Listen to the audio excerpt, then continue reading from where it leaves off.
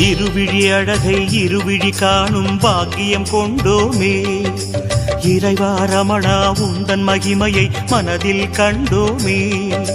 திருமுகம் மலரும் சன்னதி வாசல் பரவசம் கொண்டோமே. தேவரகசியம் அது உன் லீலை மலையினில் கண்டோமே.